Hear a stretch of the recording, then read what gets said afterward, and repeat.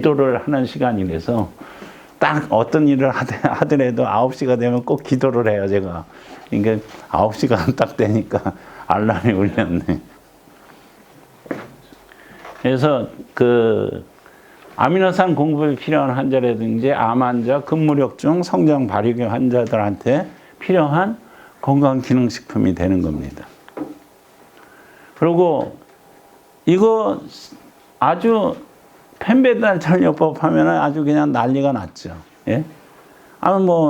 우리 여기 문 원장님도 계시지만 암 전문으로 하시지만 이거 펜반대절 때문에 문 원장님이 좀 곤욕을 치르기도 했어요. 왜냐하면 유튜브 방송을 통해서 무슨 방송에 나가서 펜반다졸 그렇게 쓰면 안 된다라고 얘기했더니 펜반다졸을 원하는 환자들이 막 그냥 원성을 내놓고 막 이런 식으로 해놨기 때문에.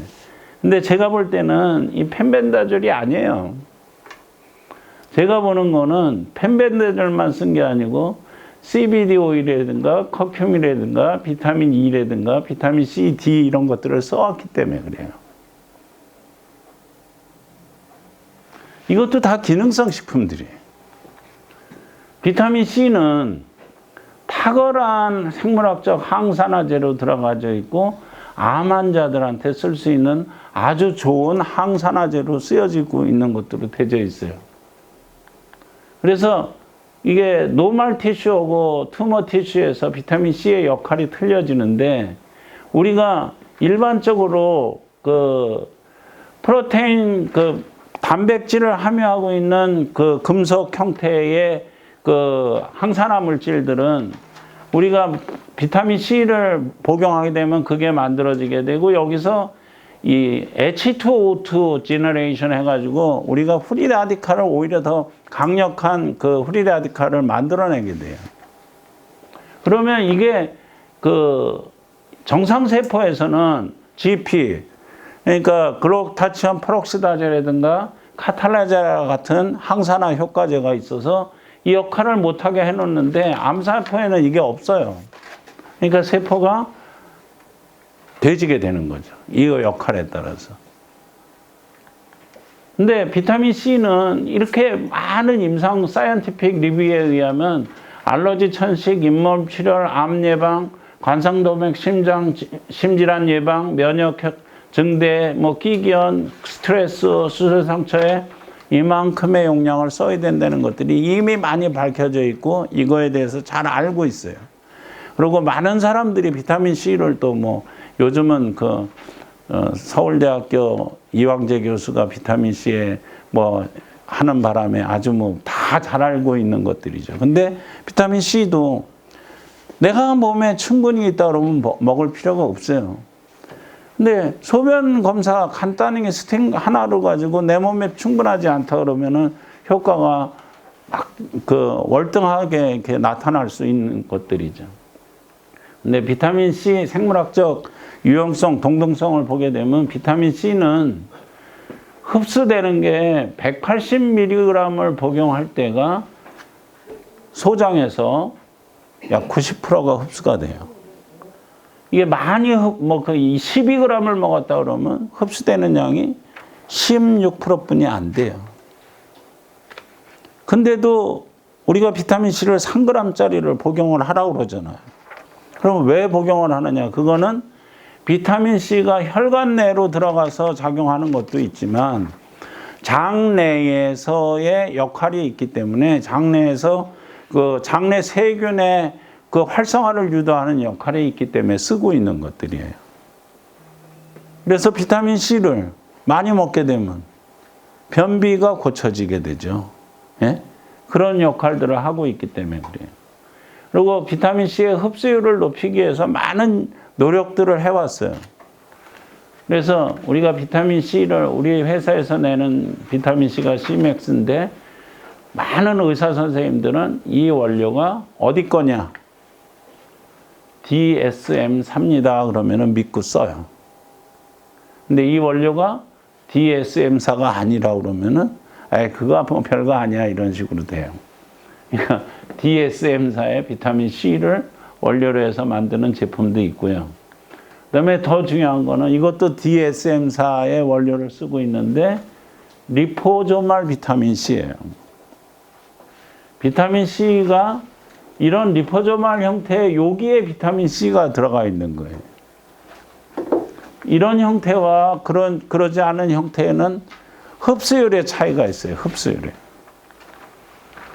일반적으로 필렛 형태, 그다음에 캡슐 형태 이런 것들의 흡수율이 대개 이게 필렛 형태로 그러면은 이게 20%가 안 되는 것으로 되어 있고 25 이게 캡슐 형태도 25%, 근데 주사형 형태가 약 80%가 흡수가 되는 것으로 나와져 있어요.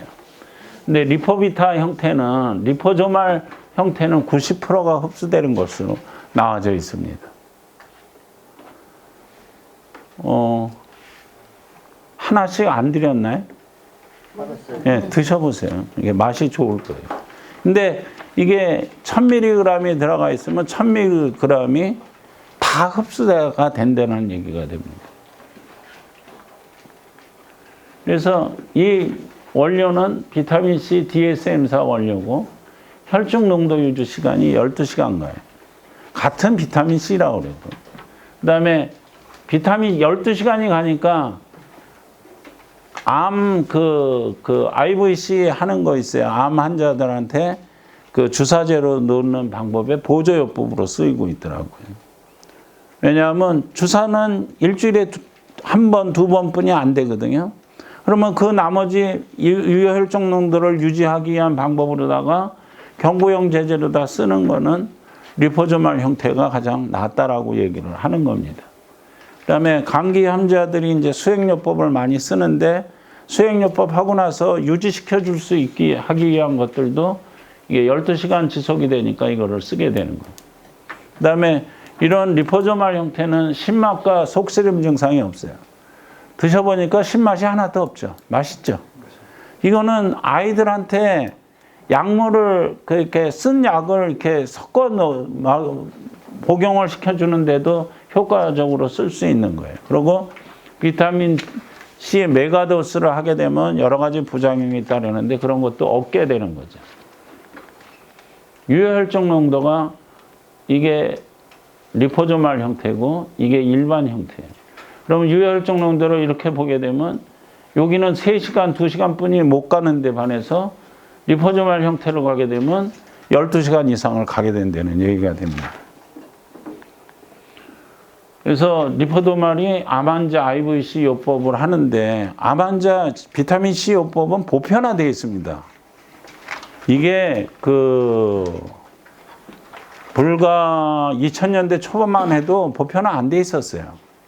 2000년대 초반만 해도 비타민C를 쓰는 암 환자들한테 쓰는 경우는 아주 극히 드물게 썼었고, 삼성병원 암센터에서 그 비타민C를 일부러 미국서 이렇게 들여와가지고 우리나라에서는 2000년대 초반만 해더라도 10g짜리, 20g짜리 비타민C가 공급이 안 됐었어요.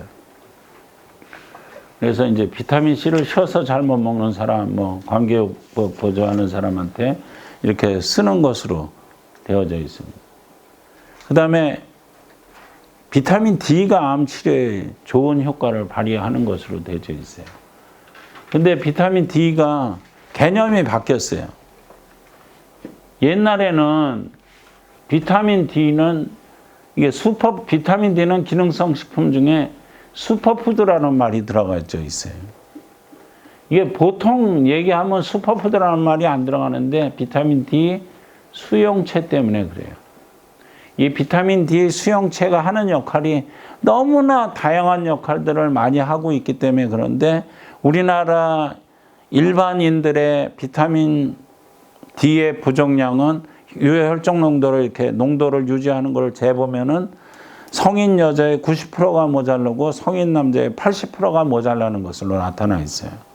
그럼 비타민 D는 누구나 일반적으로 보충을 써줘도 별로 문제점이 없다라는 것으로 되어 있죠.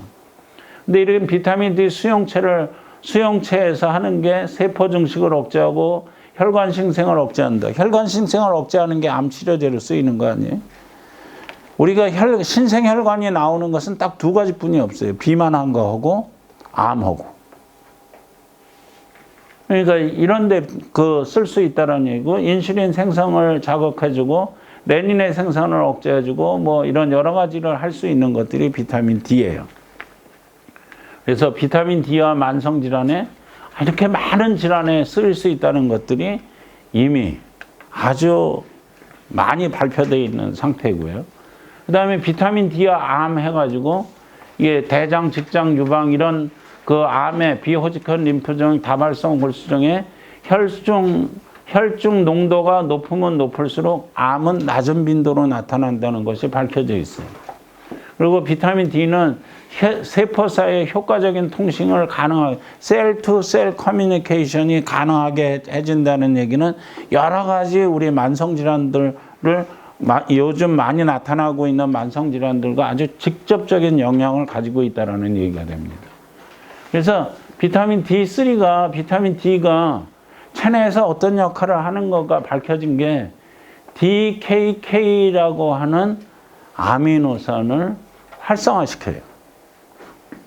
그러니까 DKK는 디커플 릴레이티드 프로테인 1이라는 게 단백질 이름인데, 이것을 활성화시키면은 이 활성화시킨 것은 뭐를 억제하냐면 암 줄기세포 중에 윈트 시그널이라는 게 있어요. 암 줄기세포가 발현되지만 암세포로 커지는 거거든요. 근데 윈트 시그널을 딱 억제해 주는 것으로 밝혀졌어요. 그러면은 비타민 D가 암을 애초에 줄기세포부터 억제시킨다는 것이 나와져 있으니까 급성암 치료를 한 사람들한테, 만성암 치료를 하고 있는 사람들한테는 필수적인 기능성 식품이 되는 겁니다. 그래서 윈트 시그널 패스웨이에서 DKK1이 딱 여기를 억제시키는 것으로 나와져 있는 것으로 볼 수 있습니다. 그래서 근데 비타민 D를 복용하는 것이 언제 복용하는 것이 좋으냐? 공복 및 가벼운 식사 시에는 이게 흡수율이 28.9, 가장 많은 식사 시에가 45.4. 흡수율이 식사를 많이 했을 때 복용해 주는 게 흡수율이 높은 것들로 나와져 있는 겁니다. 그러니까 비타민 C는 흡수율이 가장 높게 해주려고 그러면 우리가 보통 식사를 많이 하는 시간이 저녁이죠. 살 빼려고 그러면 저녁에 안 먹고 점심 때 먹더라도. 그러면 가장 많은 식사를 하고 난 뒤에 비타민 D를 복용하는 것이 맞는 방법이 되는 겁니다. 근데 이게 뭐 여기 이렇게 이제 RDA가 함량이 이런 식으로 나와져 있는데, 이런 개념이 깨지고 지금은 비타민 D는 최소 5,000에서 10,000IU를 복용하는 것으로 일반적으로 바뀌었어요. 기준이. 그래서 우리가 5,000IU짜리 맥스디가 5,000IU로 되어 있어가지고 5,000IU짜리를 저 같은 경우는 하루 저녁에 저녁 식사 후에 딱 2알을 먹습니다. 비타민 D를 보충해 주기 위해서. 그리고 제 자신이 암 환자였었기 때문에 그것을 암 줄기세포를 억제시키기 위해서 우리도 비타민 D를 복용하고 있는 거예요. 그 다음에 필수지방산이라고 그러면은 세포막의 구성 성분이고 혈액 응고를 줄이고 혈관을 탄력 있게 해주고 종양의 성장을 늦춘다고 암의 확산을 억제시킨다라고 얘기해져 있어요. 우리가 아까 그 펜벤다졸 요법에 보게 되면은 CBD 오일을 쓴 것들도 나와져 있는데 그것도 필수지방산 중에 하나예요. 이게 암의 종양의 성장을 늦추고 암의 확장을 억제시키고 간 기능을 개선시키고 지방간의 발생을 막고 류마티스 관절염이나 이런 치료제로 쓰여진다라고 필수지방산의 효능이 나와져 있습니다. 그래서 필수지방산이 결핍됐을 때 염증, 혈관 수축, 알러지 반응, 면역, 병적 이런 것들이 이런 증상이 나타나는 것으로 되어 있어요. 그러면 필수지방산의 결핍은 뭘로 하느냐? 오메가3 인덱스 검사, 지방산 분해 검사를 하게 되면 내가 필수지방산이 있는지 없는지, 오메가6가 많은지 오메가3가 많은지를 대번에 알 수 있어요. 그걸 통해서 알 수 있는 것들입니다. 그래서 우리가 이제 오메가3하고 오메가6는 음식물을 통해서 이게 우리 몸속에서 합성이 안 되기 때문에 필수자가 붙은 거거든요. 그러니까 이제 그런 게 필요하고 여기에 결과적으로 하는 것은 우리가 여기서 작용을 하는 것이 아니라 여기 세 군데서 프로스타그란딘 1이냐 2냐 3를 작동하느냐에 따라서 염증을 억제하느냐 염증을 유발시키느냐 이런 것들을 움직이게 되는 것들입니다. 그래서 우리 회사에서 공급하는 것은 그라놀F라고 그래가지고 식물성 아마씨유에서 나타나는 것을 이제 공급을 하고 있어요. CBD 오일은 햄프시드 오일에서 나타나는 거지만. 그리고 오메가3 섭취 가이드를 보게 돼도 생선에서 추출한 것보다는 식물에서 추출한 것이 좋다. 그래서 아마씨를 냉침해서 만들어낸 원료를 쓰고 있는데 많은 그 소비자들, 그러니까 병원이나 약국에서 정말 좋은 제품을 잘 만들어낸 것 같다 이런 얘기를 하시는 것을 이게 저희가 듣고 있어요. 가격도 저렴하지만. 그리고 오메가3 항암 기전은 여기서 이제 그 오메가3하고 오메가6가 있는데 오메가3는 암을 억제시키는 그 오메가3 불포화 지방산 유래 메디에이터들을 통해서 우리가 염증 억제나 암을 억제시키는 쪽으로 쓰는데 오메가6는 오히려 반대로 작용을 하는 것으로 나타나져 있어요. 그리고 이 오메가3가 AMPK를 활성화시켜서 여기 이제 불활성한 AMPK를 활성화시켜서 활성형 AMPK를 만들어내게 되면 mTOR1이라는 것을 억제하게 되어 있어요. 그래서 mTOR1이 억제가 되게 되면은 노화 촉진, 바람 촉진이 일어나지 않게 되죠. 이것이 활성화됐을 때 노화 촉진, 바람 촉진이 일어나게 되는데 오메가3를 그 암 치료제로 쓰이는 이유가 이런 기전에 의해서 쓰게 되는 겁니다. 그리고 오메가3가 염증 억제 기전도 있는데 염증 억제 기전도 리졸빈 D2라는 물질로 오메가3는 백혈구에서 리졸빈 D2라는 물질로 변화하게 되고 리졸빈 D2는 염증을 억제시키는 물질을 만들어내는 것으로 되어 있어요. 그래서 오메가3를 암 치료에 그 적극적으로 투여하는 것으로 되어 있고 오메가3 그 자체가 mTOR1을 억제해서 암 줄기세포를 이렇게 발현되지 못하게 만들어내니까 그것도 암 환자들은 쉽게 복용할 수 있는 부분으로 들어가져 있는 것들이죠. 그 다음에 CBD 오일은 이게 그 미국의 이제 소아관절이냐 이런 데서 이렇게 썼던 거를 이게 이제 희귀의약품으로 만들어졌던 거를 우리나라에서 식품으로 이제 수입이 가능해졌어요. 그래서 이게 식품 CBD는 이렇게 이제 일반 판매도 이제 가능해진 것으로 되어져 있어요. 그래서 일반 판매를 하고 이거는 희귀의약품 센터에서만 판매될 수 있는 것들이죠. 근데 아까 그 펜벤다졸 암요법에는 CBD 오일을 꼭 25mg씩 투여하는 것으로 되어 있는 암 치료에도 이게